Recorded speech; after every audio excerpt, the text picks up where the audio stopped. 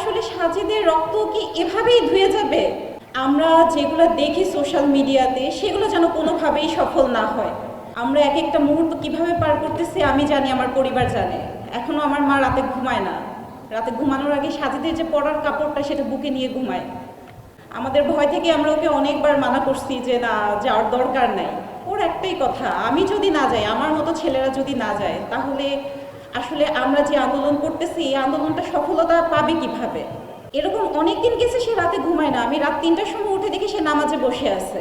এবং পরের দিন ওকে আমরা বলতাম যে আচ্ছা যা, আন্দোলনেই যা, অ্যাকচুয়ালি বাসায় এইভাবে থাকার মানে নাই, এভাবে থাকার চেয়ে আন্দোলনে যেয়ে যদি শান্তি পাও তো সেখানেই যাও, সমস্যা নাই। 4 তারিখ ওর গুলি লাগে মিরপুরে, 14 তারিখ পর্যন্ত 10টা দিন আসলে প্রতিটা মুহূর্ত আমাদের কিভাবে কাটছে আমরা জানি। 14 তারিখ ও মারা যায়। এখন সোশ্যাল মিডিয়াতে অনেক কিছুই দেখা যায়, অনেক সমস্যা, অনেক কিছু।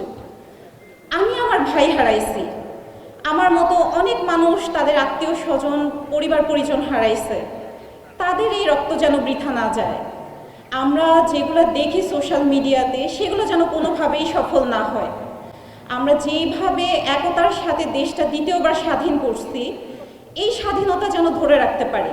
এটা আমাদের প্রত্যেকের কাছে অনুরোধ থাকবে। এখানে সবাই আছেন, আপনারা বিভিন্ন বড় বড় নেতা নেতৃবৃন্দ আছেন, আপনাদের কাছে আমার এইটুকুই অনুরোধ থাকবে, সাজিদদের মতো যারা রক্ত দিয়ে গেছে তাদের রক্ত যেন বৃথা না যায়, কোনোভাবেই যেন তাদের রক্ত বৃথা না যায়। যখন এগুলো দেখি সোশ্যাল মিডিয়াতে আমার কষ্ট হয়, অসম্ভব কষ্ট হয় যে আসলে সাজিদের রক্ত কি এভাবেই ধুয়ে যাবে?